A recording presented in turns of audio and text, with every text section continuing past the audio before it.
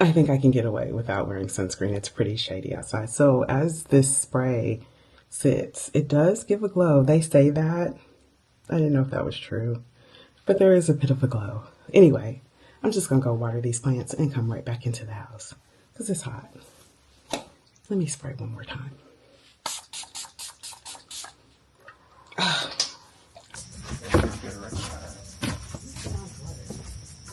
What you got on?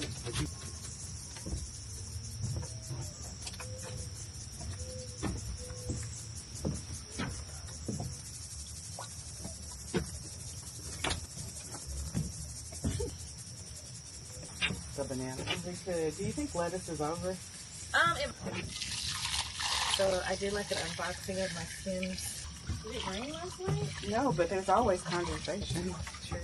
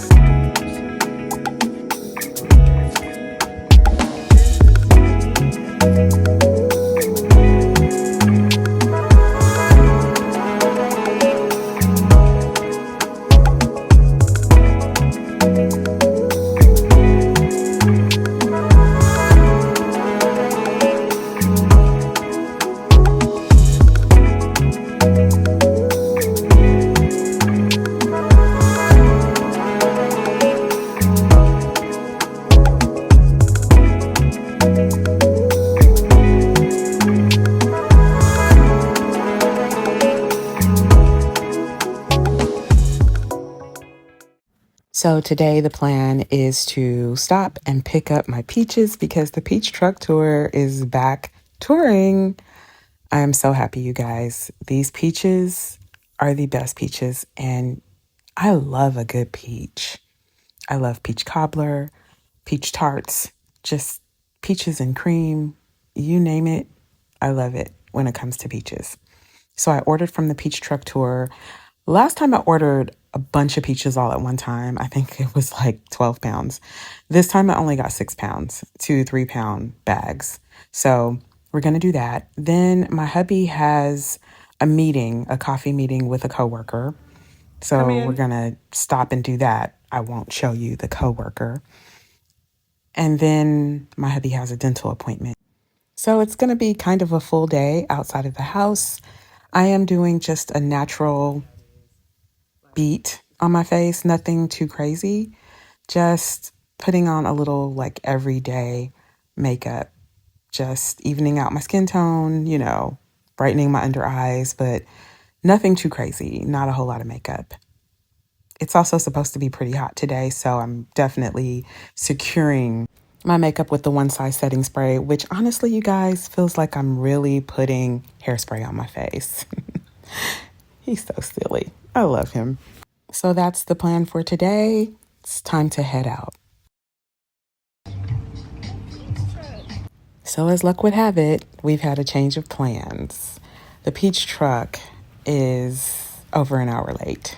And here we are waiting for it. My hubby went to his meeting with his coworker without us, and we just grabbed Starbucks here at the outlet. In the big scheme of things, this is not that big a deal because it just so happens that my hubby kind of overscheduled today as well.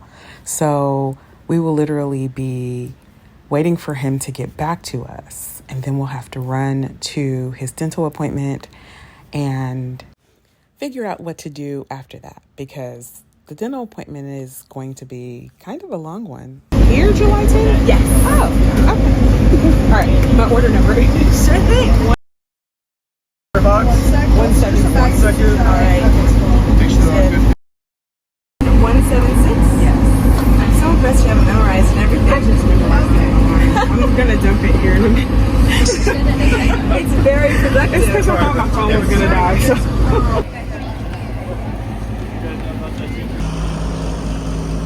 Flip it and reverse it. Especially if it's working. Right. So since we had time to kill, we decided to come to Skims. The new Skims, the only Skims, and it's here in the DMV. I'm trying to contain my excitement. I love Skims. The real thing. Dupes just don't do it for me. I've purchased Skims from Nordstrom before, but to come into a whole Skim store was just a whole different experience. And unlike online, I won't have problems finding underwear in Cocoa Brown anymore. Fingers crossed. Look at the line, y'all. It's already popular. And I wouldn't be me if I didn't stop and look at these hydrangeas, because we love a good hydrangea. So pretty.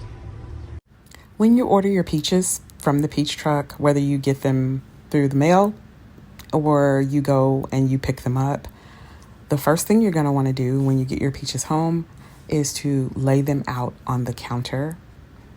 Just sit them out on the counter. It takes a couple of days for them to ripen. Usually when they come, they're almost ripe. They just need the coolness of your counter, the warmth of your home. I don't know what it is, but in 2 days, I will be able to enjoy these juicy peaches. I may store some, put some away, and of course, I give them away too. I'm going to put in another order because I already know that for what I really want to do, 6 pounds is definitely not going to be enough. The last time I had peaches, I ate peaches. I froze some of the peaches, which I didn't get to use because we moved and that was a disaster, but I'm going to try it again this year. But I also made 2 peach desserts that I loved. One was a peach pavlova. I just put the peaches in the oven, brown sugar, butter, you know the drill, and topped the pavlova with the peaches. The pavlova is just like a meringue. And I also took a lemon loaf from Starbucks, cut it in 4s, took that same peach mixture, put that on top, and added a little homemade whipped cream. And that turned out really well as well.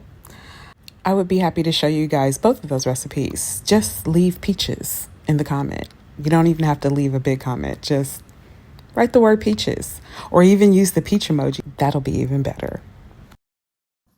So I'm 50 pages into Outline and I'm liking it so far. I think this is a good summer read. It's not heavy. It's not too detailed. But the writing is very easy on the eyes. It's hard to explain, but I like the way that Rachel Cusk interweaves words. Wow, listen to me sounding all smart. I like the way that she interweaves words. She weaves words and phrases kind of like when you're crocheting or knitting and the stitches just kind of perfectly align and they're all just like intricately interwoven. And when it's finished, you have like a blanket or a shirt or a sweater. You know what I mean? It all just kind of works together. And you don't really want to get bogged down too much in the individual stitches or the individual little details here. She gives just enough detail for you to get what she's saying, but not so much detail where you're just like, okay, get to the point. I may have mentioned this earlier. It is 10 individual conversations, and we're supposed to, at the end of the 10 conversations, I'm assuming at the end or somewhere in the book, we're supposed to really get a bigger realization about the narrator. At least that's what I believe that they are trying to say to us. In any case, for a summer read, it is very hot today. It feels very much like summer today. On Wednesday, what is this? The 19th, on Juneteenth. Happy Juneteenth, everyone. On Wednesday, the 19th, it feels very hot. And I have been out today, as you have seen, and now I am exhausted. And all I really want to do is climb into bed. But I have laundry to do. And it is not even 5 o'clock, 6 o'clock yet. So we still have a lot of day left. I'm trying to get to the point where I can kind of go to bed early around 10ish so so that I could wake up early. I did that last night. I probably got to sleep about 11:30, 11:40, and I was up at 6:30 this morning. And now I'm exhausted, except for if I took a nap right now, I wouldn't go to sleep till about 4 o'clock in the morning. So I'm not going to take a nap. Did sleep a little bit on the way home today, and hopefully that nap won't keep me up. And I am drinking caffeine, but I'm also drinking water. So maybe the two will counteract each other. I don't know. This stuff back here in the background is kind of bothering me. I'm just going to push it to the side. There we go. Okay. It's bothering me for some reason. But anyway, 50 pages in, we are on our third story, which I have not started yet. So we have read two of the stories, or two of the conversations. They read kind of like separate stories, but they're conversations. We've read two of them, and both of them, like I said, feature men who are, one is no longer in any relationships, but like I said, he hated his second wife. He accused her of being abusive to his son, but the narrator didn't believe it. She thought that he was just trying to make himself look good in the story. And he really wanted to be with his first wife, but every time he talked to her, he realized why they weren't together. So that was interesting. They had that conversation on the plane. And then the second person, this woman is a teacher, and he's one of her fellow teachers. And the way that people tell her their life story, I can so relate because that happens to me. Does that happen to anybody else? I could just be sitting there minding my own business, airport, coffee shop, church, it doesn't matter. Well, I haven't been to church in a long time, but just in life, right? And people will sit and tell me their whole life story. It's a little weird, but I've been told that I'm a good listener. And I'm also not big on judging people. And people who really know me know that. Like, I am not very judgmental. I might have opinions, but they're typically not judgmental opinions. If I like something, I like it. If I don't, I don't. But I don't try to go into why a person may or may not do the things that they do, or why they may not be the way that they are. Try to make some sort of scenario up about people because of how they act. And I think that's where people are very judgmental, and it's just never been something that I've been interested in doing. I try to accept people at face value. So, yeah, I'm just not judgmental in that way. So maybe that's why people feel comfortable telling me their life stories, and I listen most of the time, unless like it becomes trauma dumping, and then, you know, I back away graciously. Although I do believe last year listening to this one lady talk was really kind of detrimental, because no matter what my daughter says, I believe she gave us COVID. That's a whole nother story. This author, or this narrator, seems to attract people who are similar, who want to tell her their life story. And they aren't not necessarily that, at least the first two, they're not, maybe they shouldn't. Maybe they're talking a little too much. Maybe they're giving a little too much information too soon. Her, I guess, coworker or colleague, his name is Ryan. He basically proceeded to tell her all about his childhood growing up in Ireland, and how damp and wet it was there, and how he was, a chubby kid and went to America, lost weight, because we're way more health conscious than people actually give us credit for, apparently. And how he had a brother who also joined the Marines in America. They weren't very close. The brother became mentally ill. Like, within just a few pages, we learn all this about this person. And I think he was just meeting the narrator for the first time. His fatal flaw, though, in this particular conversation is the fact that he kept flirting with the waitress, who there in Greece, Athens, who doesn't speak English. He kept flirting with her the whole time and staring at her, even though he's married. And our narrator clearly did not appreciate that. And that's how their conversation went. So I don't know if he's going to reappear again in the book, but based on this conversation, I don't think she really likes him all that much. Two things that she did mention in both of the conversations so far. First conversation with her seatmate on the plane. He did make it a point to ask her about herself, but she mentioned that he also made it as if like he was doing it like as a cursory response. Like, I've talked about myself, so tell me about you. Like maybe he was consciously doing it to make sure that he was actually doing that. And I didn't gauge how she felt about that.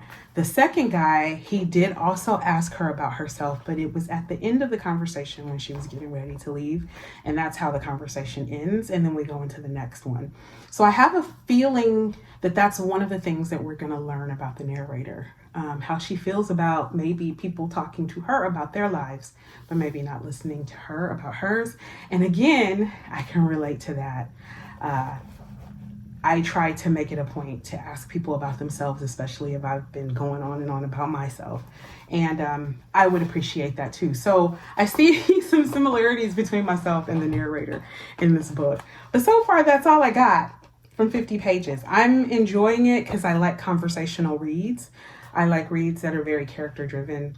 So this is kind of easy for me. Some people might find this boring, but for me, it's almost like I'm eavesdropping on people's conversation because I'm nosy. I mean, I believe in minding my own business, but I don't mind listening to other people's. I don't mind hearing the gossip. I'm not going to participate in it, but I don't mind hearing it. So, yeah, that's where we are. It's like I'm eavesdropping on conversations, and I like that. So, before I go, because like I said, I am exhausted and I'm just filming this because I wanted to get this filmed. You saw earlier that we went to the Skims store. We, here in the DC area, in the DMV, we are the proud, well, I am proud because I love Skims. I wear Skims. I have Skims in my closet, in my drawers. I wear them all the time. I am happy to have a Skims store right here in a place that I frequent. I do go to Georgetown a couple times a month or more if I have the opportunity. There are shops down there that I enjoy, and now Skims is down there.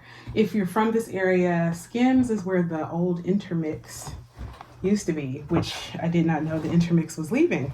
And I've never shopped at Intermix, but I have looked into their window because I used to go to the Pete's across the street from Intermix before COVID, before they closed Pete's down. Right across from Georgetown Cupcake. That's exactly where this is. So I've been in need of a new bra. I have a couple of bras that I like, but I want a bra that kind of does this. I know that's weird, but you know, we're all grown-ups here, right? And y'all know what I'm talking about. Like, I need something that's gonna hold this in. And I also spill too. So I've heard good things about the Skims bras. I don't think I've ever had a bra. I have had a bralette, but I've never had a bra. I typically do the underwear. I like the pajamas and the dresses and gowns. And I think I also have a bodysuit too that I have had for a while. I like them. So I did get another bralette. I got the Fits Everybody Triangle bralette. And what I really wanted was a t-shirt bra, but I couldn't remember that I wanted it at the time. But let's see if I can just, yeah, there's a better way to open this. But I'll go ahead and show you this real quickly. This is just I got it in the extra large. I probably should have got it in the 2X. Um, I think it'll work. I think it'll work.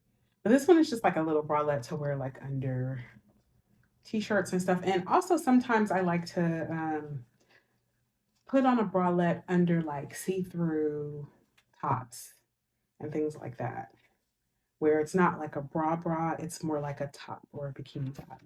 But I could have gone with the 2X. I think this is an extra large, and I think it goes from extra large to 2X. I don't think there's a 1X. But we'll see how this fits. I'm not going to show y'all how it fits. I'll tell you. But we'll see. And then I got their panties were 3 for $36. And I love like a tap pant or a boy short. These are the stretchy ones, but I got the ones with the lace because why not? I got 2 pairs of the black And then I could have gone really crazy in there. 2 pairs of the black, and I probably should have. And then I got this color, this taupe. What are we calling this color? Stone. I got the stone. Again, I like that they're stretchy. I got 1 large pair and 2 mediums. I find that when I wear underwear like this, if I get them too big, even though they fit, they move around. So the medium is probably the better choice because of how much stretch you have. And even in the legs, like there's a lot of stretch in the legs, and they won't move, but hopefully they won't cut into me either. But I love the fabric, like that she uses for the underwear, because it's moisture wicking. Um, just for reference, this is the medium, like tap pant or brief, and then this is the large. So, or maybe this is the large. Wait a minute, let me see. I'm sorry, my bad. This is the extra large. Somehow I managed to get an extra large and then a medium. So I thought this was a large, but it's an extra large. So this might actually be too big, but we'll see. I am actually experimenting. I feel like I could use both of these depending on the situation, because the extra large ones can almost be like a little short that I wear under like a long t-shirt when I'm just lounging around the house. Because I do that sometimes. Girl, it'd be hot. They gave us a little gift with purchase. It's just a little pouch. It's so cute. And I guess this would be something you could put your undies in. I don't know exactly what I'm supposed to use the little pouch for, but I love a pouch. So I will find a use. I don't know why we wrapped this one up, but I got another bra in my actual size, which is a 36 double D. This is just a regular bra, and this thing has a lot of hooks on the back, but I'm pretty sure I can just go to, but this is a push-up bra, and I got the push-up bra on purpose because I know even though I have boobs and I don't need to necessarily have them pushed up, I remember back in the day when I used to wear push-up bras, it used to just suck in all this side stuff. Plus, although my boobs are not really flat, if I have a bra that doesn't have any type of support underneath, it just smushes everything. And I noticed like today when I was walking, and part of that is because I'm wearing a crew neck shirt too. When you have large breasts, crew necks are not the best. You really should do a V-neck because it doesn't make you look so bulky up here when you wear a V-neck.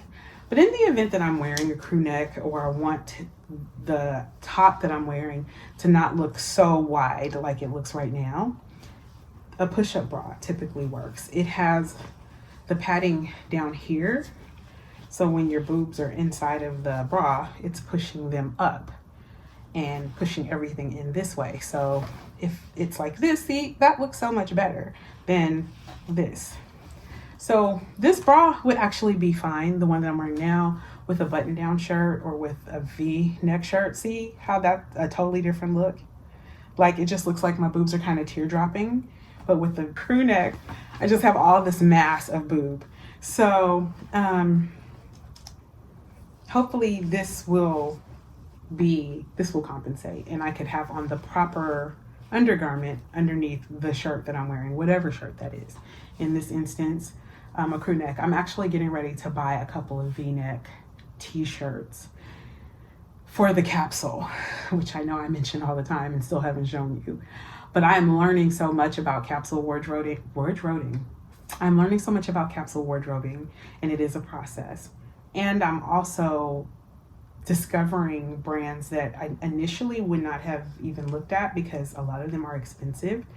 But I have decided that I need pieces that if I have to wash them a couple of times a week and wear them 2 or 3 times a week, that's okay. Because I'm more concerned about getting the use out of my clothes and not having to think so much about what I'm wearing. And I just honestly, y'all, I don't want to be doing all this laundry. Like, I have so much laundry to do. And I'm looking at these clothes, and some of these pieces, I've worn them like once for like, I went out to dinner and I wore something. And then I don't wash it for 2 or 3 weeks because it's such a unique piece. Like, it might be pink or it might be green, and I don't really have any other like items to wash it with.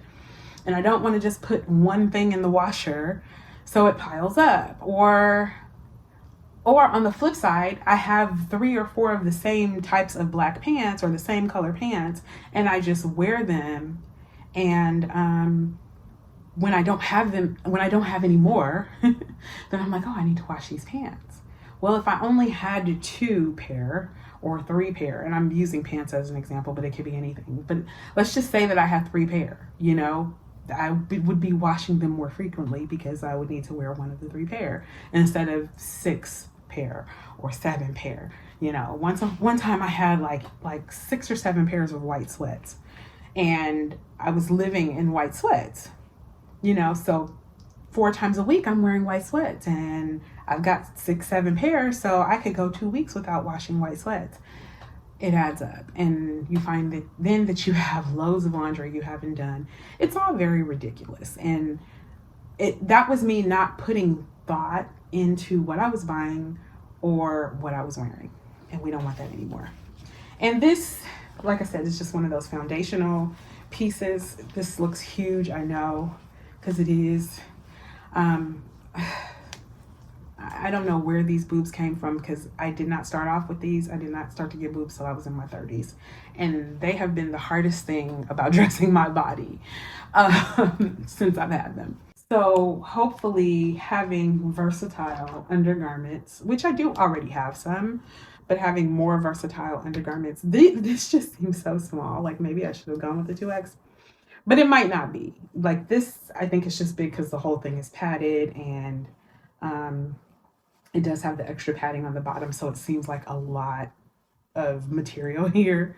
I feel like it's gonna cover the same space once it's stretched out, but I don't know. I could be totally wrong, and I'll have to take these back, which I'll gladly do because, um, honestly, and this would be a splurge, there was a whole line of items that were this color, this stone color. She had sweatpants, hoodies, a cropped sweatshirt or like hoodie type sweatshirt.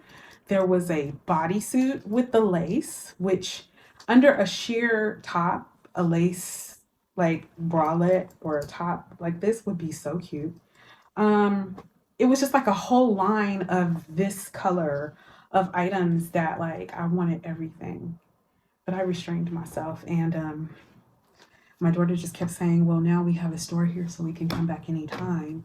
And I think that if I go to bed by 10 o'clock one of these nights and I wake up at 6:30, I could get to Georgetown by like 8:30, before 9, grab some coffee, maybe do a little bit of work at one of the really cute coffee shops there, and then hit the Skims store when it first opens before it's all crowded. They've only been open a week. In fact, less than a week. It'll be a week tomorrow. So I get there early enough. There won't be a lot of people. I can run in, and if I have to exchange this, I'll exchange it. And I might go ahead and get the whole line of this. Thing is, sweats and hoodies, we're not going to be wearing that stuff till fall, but I will already have my capsule ready for fall. I am sitting here twirling a pair of panties. It is definitely time to go. I am really tired, y'all. Luckily, they're pretty panties, right? That's how you know we're friends. Okay, that's it, y'all. I'm going to go. This has been a day in my life that has been a day. But I got peaches, I got panties. I would say that was a good day. All right, you guys. I will see you in the next video.